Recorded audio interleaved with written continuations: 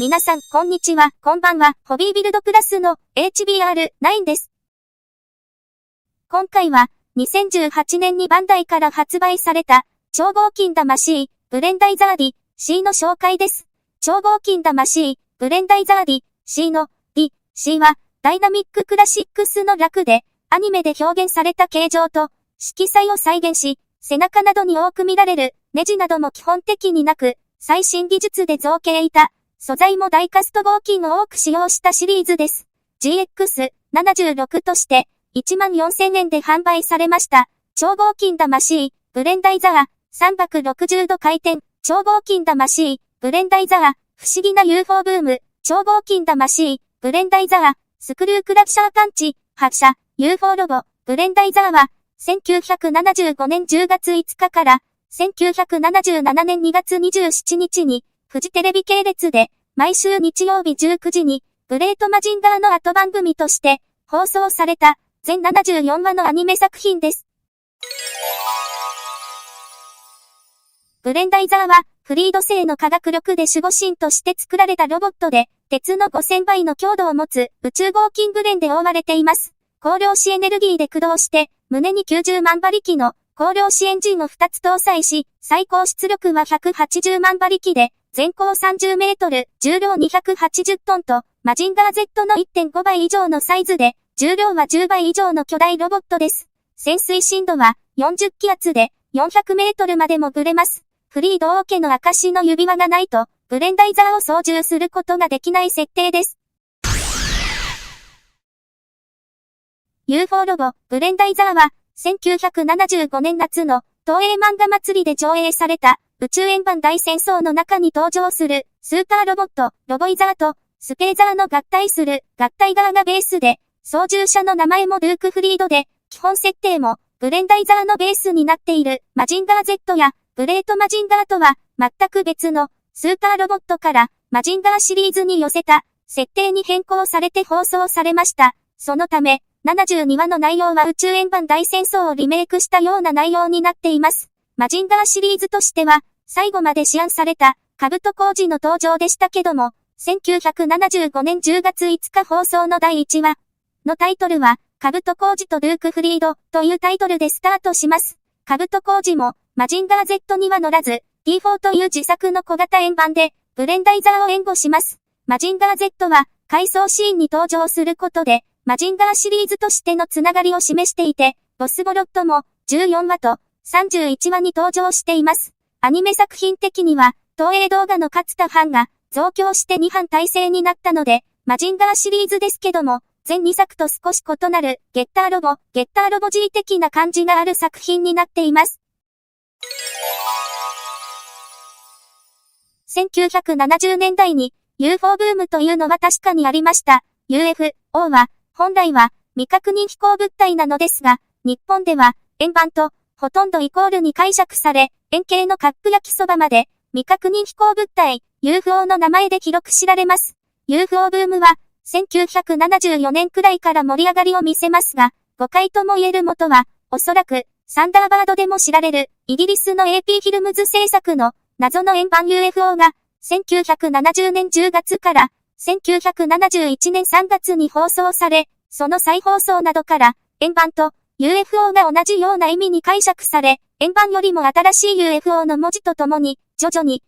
ブームになります。ウルトラマンレオの最後のクール1975年1月10日から、円盤生物編が放送され、UFO ロボ、ブレンダイザーは、1975年10月5日からで、UFO 戦士大アポロンは、翌年の1976年4月6日からで、日清焼きそば UFO は1976年5月に発売、ピンクレディの UFO は1977年12月なので、事実上1978年のヒットで、1978年の第20回日本レコード大賞を受賞しています。なので、かなり長く超過熱したブームというよりも、UFO のように出たり消えたり、SF 作品から、焼きそば、トップアイドルのヒット曲まで、全く定まったジャンルなどがない、かなり変わった不思議なブーム、でした。UFO ロボ、ブレンダイザーは、海外のエージェントが買い付け、多くの国で放送されました。中でも、フランスでの放送は、ゴルドラックというタイトルで、平均 75%、最高 100% もの視聴率を記録して社会現象になりました。イタリアでも、アトラス、UFO ロボットというタイトルで放送され、最高視聴率は 80% 以上を記録する大人気になります。エジプト、クウェートなどのアラブ諸国の国々でも放送され人気を博したために、2022年には、ほぼ等身大に近い33メートルの金属製の立像がサウジアラビアに建てられ、世界最大の架空のキャラクターの金属製彫刻としてギネスに載りました。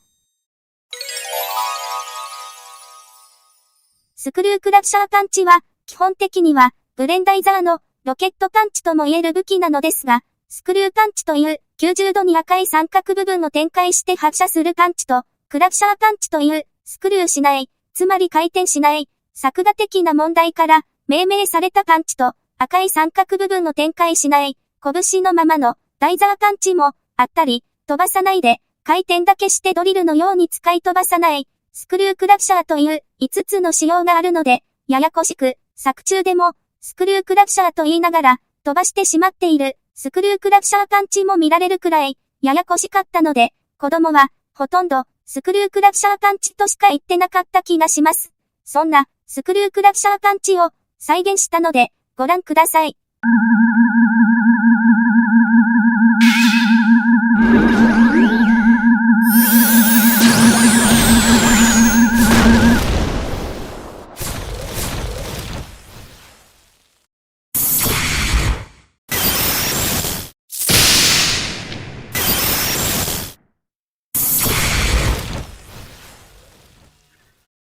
UFO ロボ、ブレンダイザーは、アニメ作品としても、マジンガー Z と、グレートマジンガーデータ、技術で制作され、見せ場や、発信、武器の使い方、セリフや、マーチャントの関連など、テンポも良く、マジンガー Z の初期と比較すると、作品としての質は、確実に上なのは確かです。そのために、ブレンダイザーを最初に見た、海外の方へのインパクトは大きく、他の日本よりも評価が高い作品です。逆に、日本では、トップバッターのマジンガー Z の人気が高く、ブレンダイザーは1975年の9月発売のテレビランドやテレビマガジンでその姿を多く子供が知ることになりましたが、鼻の下の部分で操縦する感じなど大きくダブルマジンガーと異なるスーパーロボットを受け入れるのに少し時間がかかりました。21話になって視聴率 27.6% を記録、平均視聴率 20.9% をキープしたことで1年を超える全74話が放送されて、今でも内外で人気を誇る作品で、2024年には新作のリブート作品が放送される予定です。そんな UFO ロボ、ブレンダイザーを43年後に超合金の技術を結集して販売したバンダイ超合金魂 UFO ロボ、ブレンダイザー DC の動画でした。それではまた次回は別のおもちゃの紹介でお会いしましょう。おもろかったわ、よかったわ、という方はグッドボタンチャンネル登録をよろしくお願いします。ホビービルドプラスのブログサイトでは500点以上のおもちゃレビューや改良やメンテナンス方法などを紹介、様々なシリーズのラインナップリストなどを公開してますので、ぜひホビービルドプラスで検索してみてください。では今回はこの辺でまたね、HBR9 でした。バイバイ。